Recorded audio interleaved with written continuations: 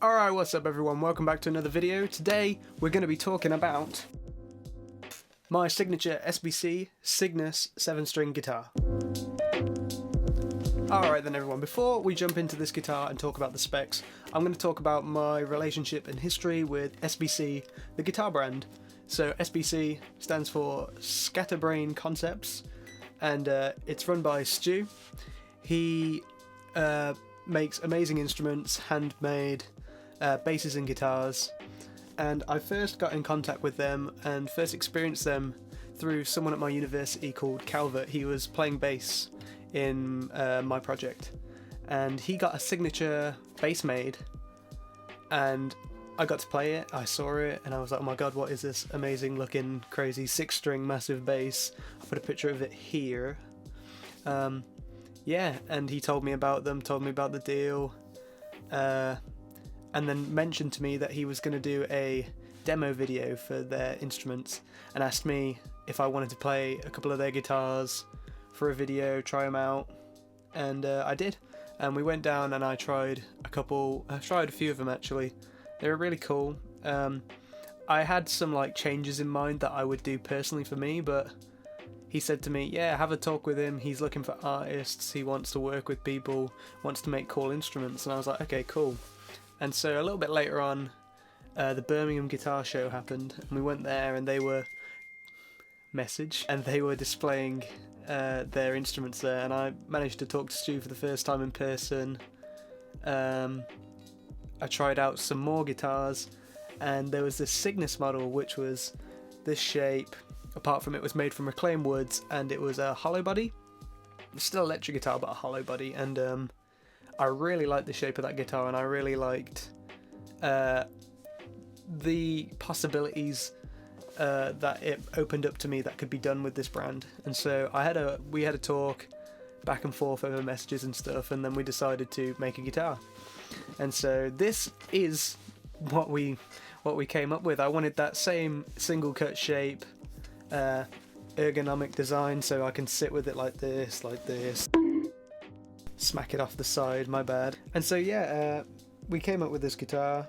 It took him a few months to get it, to build it, sorry, which was really quick. If you know custom builders, they usually take months to a year to sort you a custom guitar, so I was really happy with the build time. Quality wise, it's 100%. I can't think of one thing with this guitar that is wrong or isn't exactly what I imagined. Alright, so starting off the specs of this guitar, we'll start from the back. The body of this guitar is made of ash. It's been hollowed out inside, called chambered, just to make it a little bit lighter. And then we've got this 3-piece neck through design, which is roasted maple with these little fillets in between. I think they're ash, and obviously roasted maple, nice and strong, steady. It just feels amazing as well. A nice sanded down natural roasted maple neck is like my favourite thing in the world. And then flipping it over to this amazing top. This is a Tobias Casper resin stabilised top. It's maple, and like I said, it's been stabilised with resin. It's absolutely gorgeous. I love this green so much. I don't know if the camera's gonna do it any justice, but this guitar looks absolutely phenomenal on purpose. The amount of depth in all of this figurine is just absolutely amazing. And then, as you can see on the bevels, there's also a binding that runs around the whole guitar. This is also like a veneer in between, and where it's been sanded together, it just makes a beautiful natural looking black line around the whole guitar, and it's phenomenal. Moving on to the fretboard. This is what usually catches people's attention as well as everything else, but they see this fretboard and they freak out. I hadn't really seen a fretboard done with multiple woods before, and Stu said it was available if I wanted it, and I said yes. The woods that build this up, we've got roasted maple on the sides again, then we've got a couple of little ebony stripes, then it's sycamore, and then purple heart in the middle. So we've got 4 different types of wood on this fretboard. It's ridiculous. It looks cool. It looks real different. I haven't seen anything like it, and I really enjoy it. The inlays, got some offset inlays. They're luminous, like don't know what you call it, like just glow in the dark sort of like filler. It's not a lumen lay, but it does the same thing. And we've got those on the side as well. So you shine them with a UV light and then they glow for a long time, so you can see what you're doing on a dark stage. Not that there's a lot of that going on right now.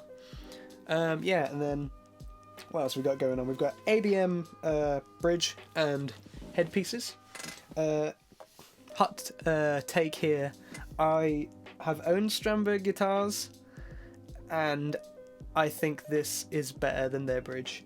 It's so much easier to turn, doesn't hurt your fingers, it's nice and smooth, keeps everything stable. And then I don't dislike the Strandberg ones, like I said, though they can just get really stiff and they hurt your fingers if you're doing it by hand instead of using the Allen key. But these, smooth as anything, not a complaint in the world. The pickups, these Lundgren M7 pickups, absolutely phenomenal. All the hype is worth it. I love them so much. I don't know what else there is to say. I've got a 5-way selector going on here. Got bridge, single, middle, single, and then neck. Other thing I should talk about is the stainless steel frets, 24 of them, and the scale length we've got 25.5 to 26.5. Now I've tried multiple guitars with different scale lengths, multi-scales, instruments, and things like Ormsby and stuff like that, where it's at least a 2-inch difference between them. It leaves your finger, like, it's so hard to access the top frets, I find. And Strandberg ones are pretty similar to this one, but access down this end is perfectly fine, and when you get up here, it's not an issue at all. It doesn't really seem that unnatural, so if you weren't familiar with it, you probably wouldn't really notice that much. But still, you get that extra bit of tension on the low end, as opposed to if it was just a 25 scale, which this guitar is tuned to drop G sharp a solid 90% of the time, and maybe G at the lowest, and it handles it perfectly. There's no excess slack on the strings, so it's ideal really. And then apart from that, we've got these cool strap buttons, these pointy ones, and then a nice easy access output jack down there. I think that's most of it covered really. We've got this kind of cool design on the headstock here, not the headstock. So yeah, I think that covers it for this guitar. We've got some nice little subtleties on there as well, like the top on this volume knob here is the same as this, and the back plate is also from the same wood as the top. Also, only a volume control. I don't really mess around with tone knobs on 7-string for what I do with it, so I just decided to leave it out. With that said then, let's jump into some sound demos and hear how these pickups sound with this entire setup.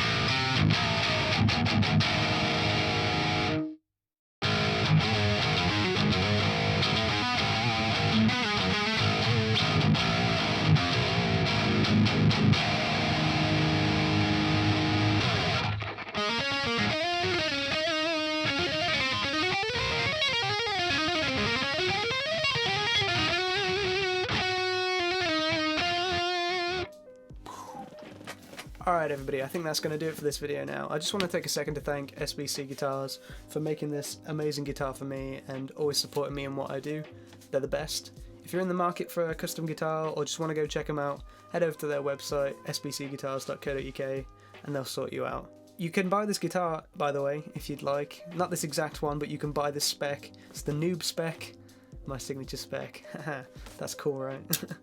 But yeah, thanks so much for watching. If you enjoyed the video, make sure you subscribe, leave a like, let me know how I did in the comments, and I'll get back to you. Thank you. Bye.